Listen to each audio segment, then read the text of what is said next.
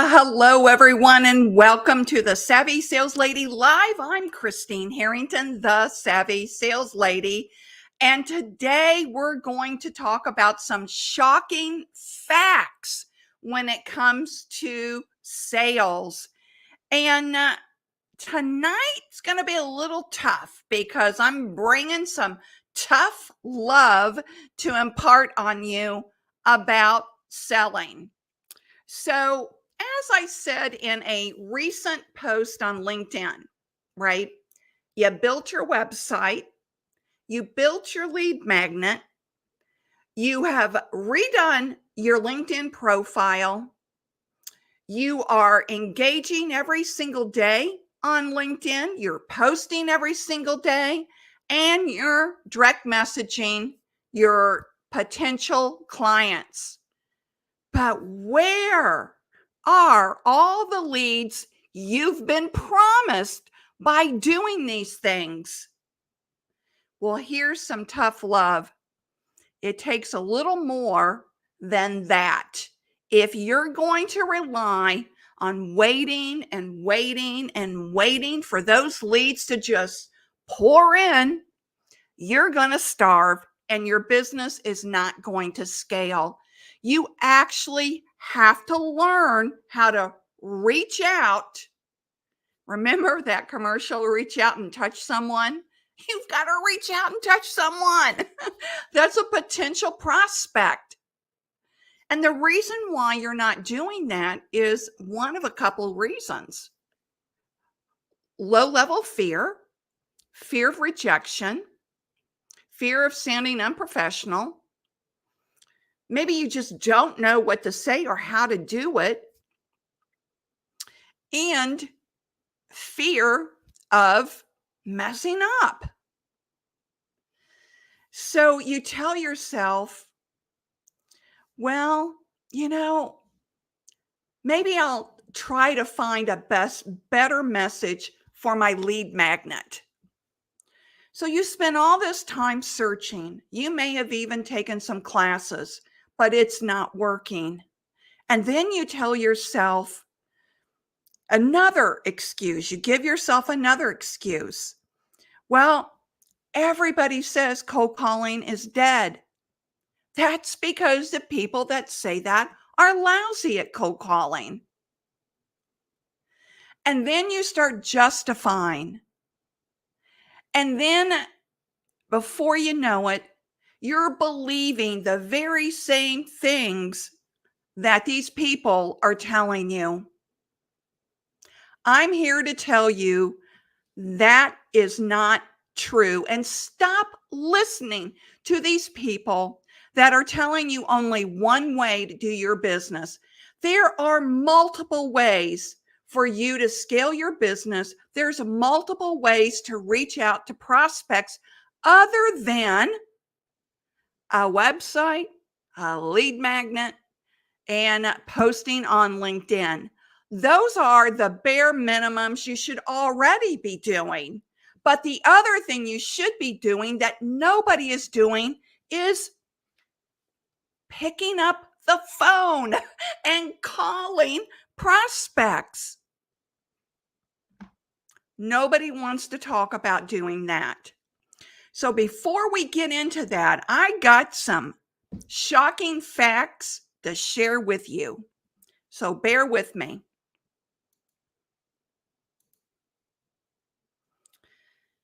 When I was putting this together, this just made me cringe. 80% of sales requires 5 follow-up calls after the meeting.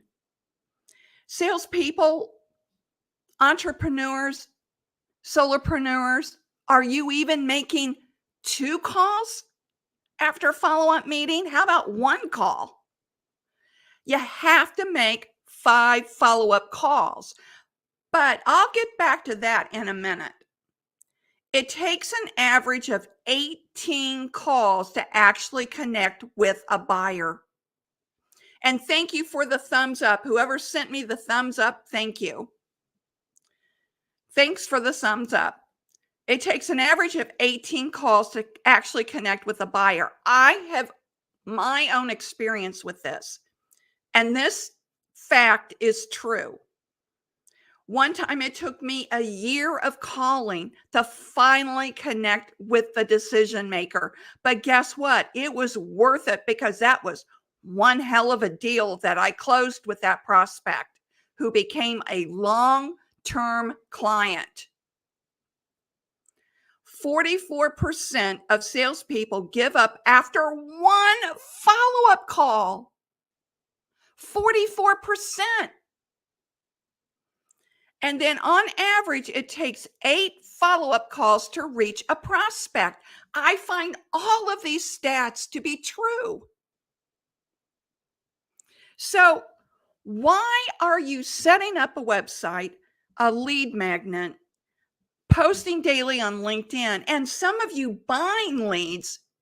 Stop doing all of that if you're not going to do the bare minimum of follow-up. That's your fault. If you're not following up, that's your fault. What's not your fault is the training that you need to do more than just the bare minimum of follow up. So it just blows my mind that leads come in and as one person said, I asked, how many leads do you get on a monthly basis? And he said, well, it's more like on a yearly basis. I might get 3 or 4. You will starve to death if you're only getting 3 to 4 leads a year coming through those sales funnels. That's why it's imperative that once they come through, that you follow up correctly. And don't think, well, I don't want to be a pest. I don't want to be a pest. Professionals are not a pest. Professionals do what it takes in order to connect with the buyer, have a conversation with the buyer, and help the buyer. That's what professionals do. And if it takes you 8 follow-up calls to reach the prospect, it takes 8 follow-up calls. Sometimes it's taken me 10 or 15, but I don't give up and I just don't cave and think they're not interested. They're not interested until they tell you they're not interested. Okay? Don't, you're not a psychic. You don't know if they're not interested or they're just busy and they can't get back to you when you want them to. So why buy leads? Why set up all these funnels if you're not going to follow up? Don't aggravate yourself. Don't aggravate the buyer. All right, let's go to slide number 2. So the truth is, you're not following up enough. You're not calling enough times. And you're not leaving a voice message. I had this conversation with 2 coaching clients today who are not leaving voice messages.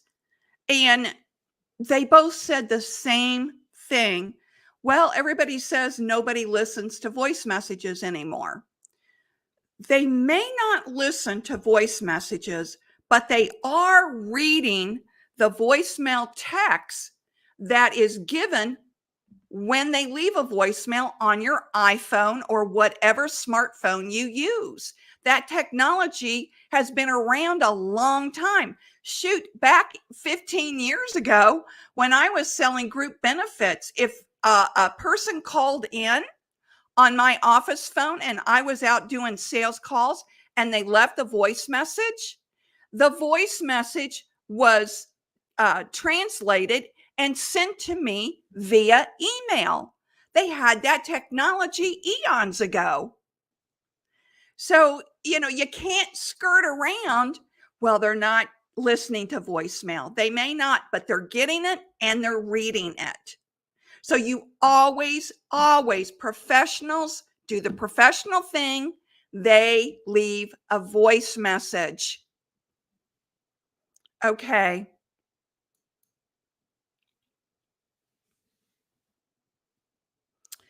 So don't prospect if you're not going to follow up. Just don't do it. Don't buy leads if you're not going to follow up. Do you know the right people to follow up with? What's the whole concept of prospecting? Right? You're gathering information. You're finding out who are the right people to follow up with. Are there more than one decision maker? What are all of the what's working and what's not working and what they need help with? You're gathering that information not to make the sale on the first contact, but to gather information. Your sole purpose when you make that first phone call to the prospect and they answer and you have a conversation is only gathering information. It is not to sell your product or service. When someone comes through my website or lead magnet, or they reach out to me on LinkedIn and they want to know more about my product and services, the first thing I do is book them for a free consultation. During that free consultation, I'm not selling. All I'm doing is gathering information, because there are some people who are extremely coachable and they're open to new ideas and they're open to sharing what all their struggles are. And then there's others that want help, but they're not willing to do the work in order to improve. I don't want to work with the one that needs help but doesn't want to do the work. I have no interest in playing games like that. So that's what I'm trying to flush out when I'm meeting with someone on a free consultation. Are they coachable? Are they willing to do the hard work? And if they are, can we move forward? And are there other issues that we need to explore? Like, do they have sales training needs? Or is this just that they're stuck and they need sales coaching? So there's a lot of things that we talk about on that free consultation. But my purpose isn't to sell them a coaching program. My purpose is to learn more about them, learn more about what's working and what's not working, and to learn more about, are they coachable and willing to do the hard work? That's the purpose of that. Plus, I always want to give them one free advice to help them on their journey. So, that's the purpose of that first call, whether it's a free consultation with me or you're reaching out to your prospect in order to learn more about them on a cold call. You cannot do this over email. All right. Now, if you're selling transactional products, so let's say that you're selling a book or you're selling an online course or whatever it is, that's a transactional sale. And you can use your lead magnets and your funnels to do all that work. But if you're working with people, with your product and service, you have to have that phone conversation. You cannot hide behind email and expect email to be the answer to all your solutions. You've got to have that phone conversation. Okay, so think about that. Do you know the right people to follow up with? And then let's go to this.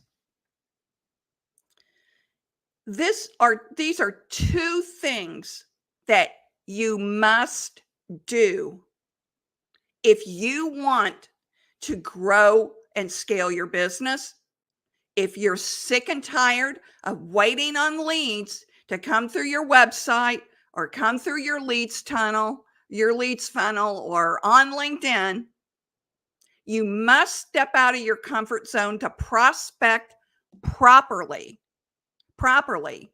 And you must learn to ask prospects the right types of questions.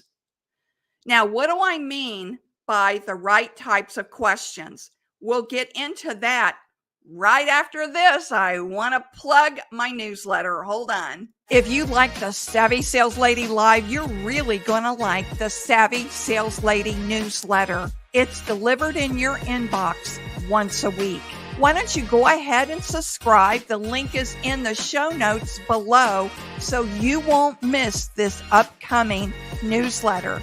I give you one tip to focus on each week to implement immediately into your sales day. Why not sign up and learn just a little bit more? Yeah, why not sign up and learn a little bit more? It only comes out once a week on Saturday, and that's all you hear from me. You will not be bombarded with emails from me. It's just a once a week newsletter to learn a little bit more. And I will put that link in the show notes below. All right, so you must learn to ask prospects the right type of questions. What are the right type of questions? If you don't have a sales background, it's like this. A closed question is a question that the prospect can answer in one word. Let me give you an example. Are you currently the VP of procurement? Are you currently the VP of HR? Are you currently the VP of finance? That's an easy yes or no question. All right. Why is that important to ask a closed-ended question? You do it in two scenarios. After you do your call opener from calling the prospect, if you've never talked to them before, they don't know who you are, they don't know your product or service, they may have received some emails from you if you've done a few email campaigns first, and they may have received a couple of email campaigns. It's called a cold call if they know nothing about you. If they've received a few emails, it's called a warm call. So you've called them, you got them on the phone, and you've pulled them away from what they're doing, all right, to take your call. The first thing that you have to do is capture their attention. You've got like 4 seconds to do that in the very beginning. And you do it by being professional, not by being cheesy, like some of these people are pushing now. So it would sound something like, "Hi, Jim. This is Christine with the Savvy Sales Lady coaching firm. We help businesses like yours increase sales through cold call training. How many salespeople do you have on your team?" Now, that's a one-word question. And it could be, well, we have 20 people on our sales team. Well, we've got 20 people. So see, it's a short, easy question because I've pulled him away from what he's doing and I ask him a short, easy question.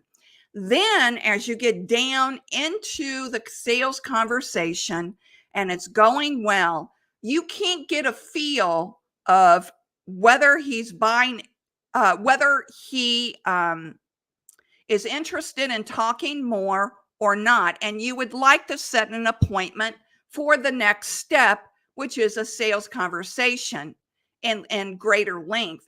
And so you might ask him, where do we go from here?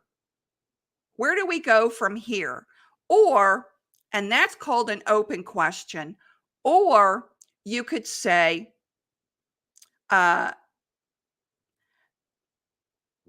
do these solutions help? That's a yes or no. So let's say that you're selling, I don't know, tablets. And they're having trouble with their tablets because there's not enough storage. And you say, would 2 gigabytes or 1 terabyte which is the largest we offer, would that help? Yeah, 1 terabyte would help. You're asking that question to get a confirmation. All right. And once you've got the confirmation, then you can move on to schedule an actual sales conversation with a demo. But those are the only only two times that you would ask a closed question. The other times you would ask open-ended questions, which is tell me more, or what's going right and what's going wrong, in order to uncover pain points. Those require longer explanations to dig deeper into the sales conversation, in order to dig deeper into their problems and issues. So, Jim, would 1 terabyte solve the problem? Yeah, 1 terabyte would solve the problem. Well, let me suggest this, that we talk further and I can give you a demo in order to show you how this all works.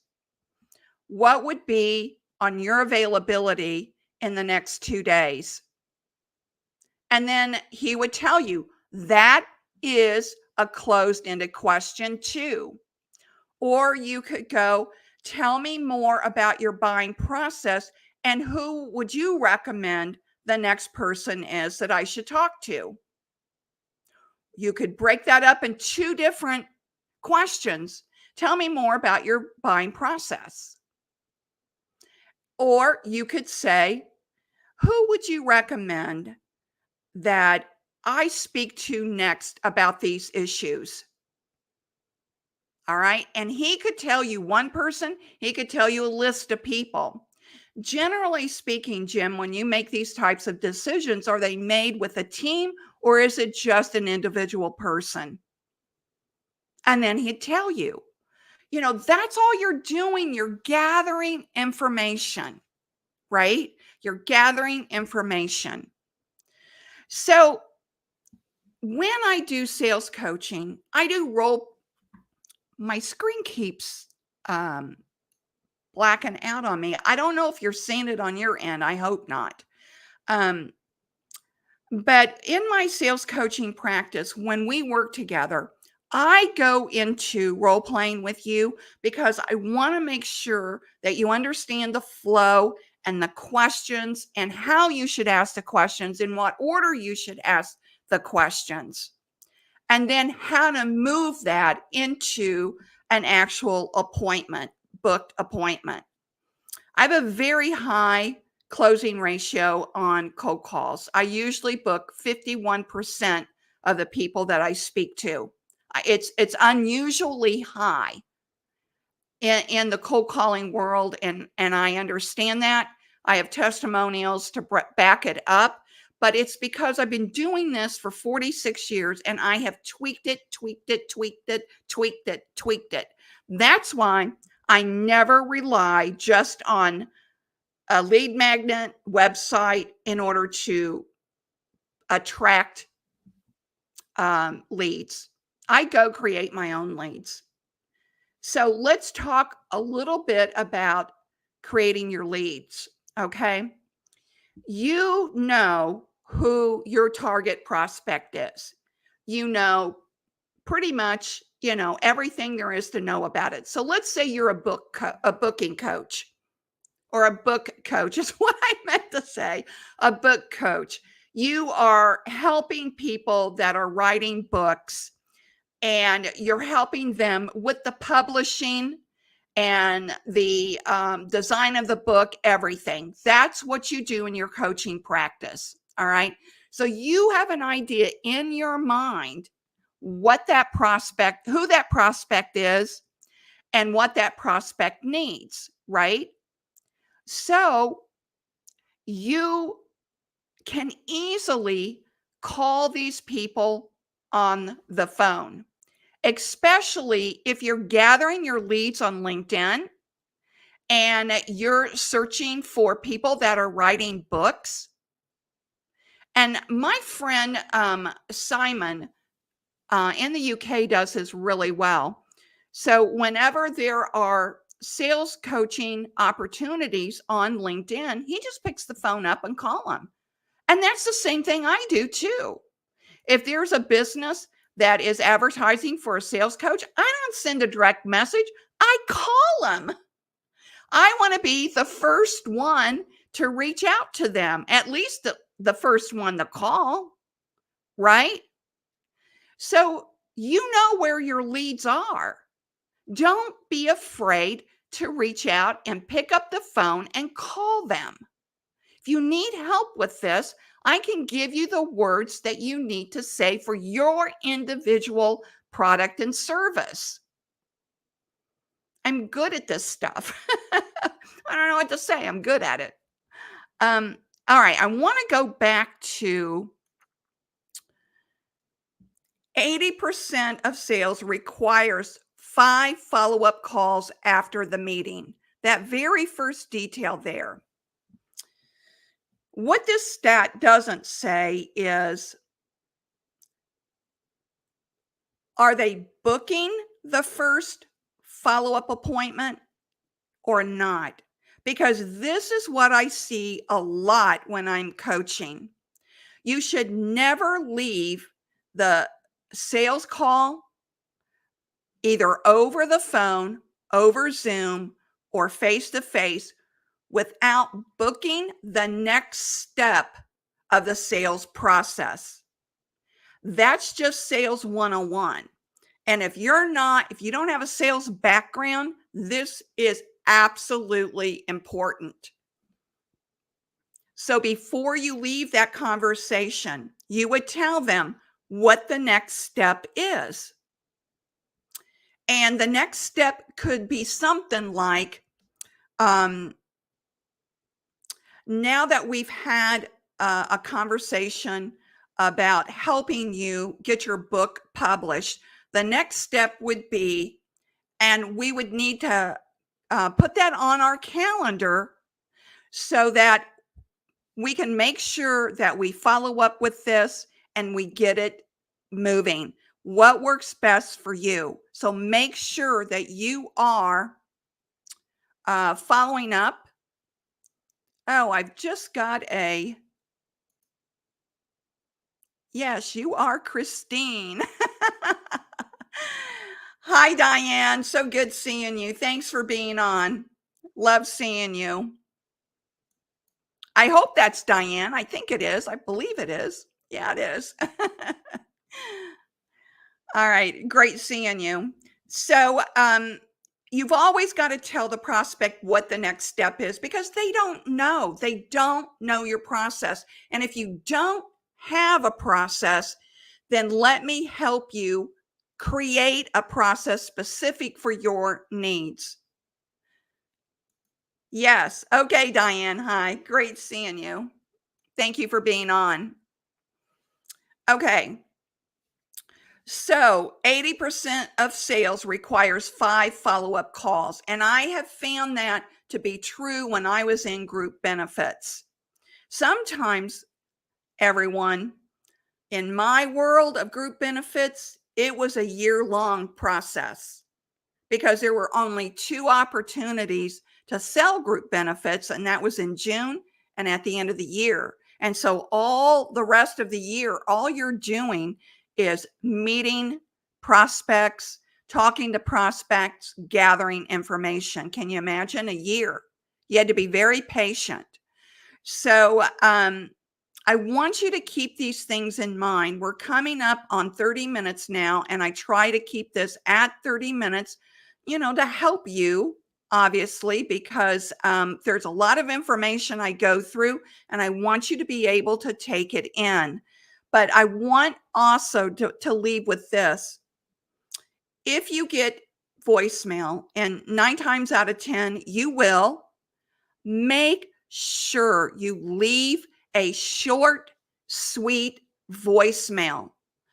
Don't go on and on and on. Make it 20 seconds or less. And this is what I say. Hi, Diane. This is Christine with the Savvy Sales Lady coaching firm. My number is 317, and then I leave my number twice and I hang up. I don't say, looking forward to talking to you. Have a nice day. Bye bye. I don't say any of that. Leave the fluff out. Just be very direct, very uptone, very confident in your voice, very positive. And smile when you're leaving your voicemail too, because smile actually helps lift your voice. There's scientific study about this back in the 80s by a professor. So keep all of this in mind as you go about your selling day. And I will see you Thursday night on the Savvy Sales Lady Live. And ladies and gentlemen, remember this: sales is a journey. It's not a quick trip around the block. Stay savvy, and I'll see you Thursday. Bye bye.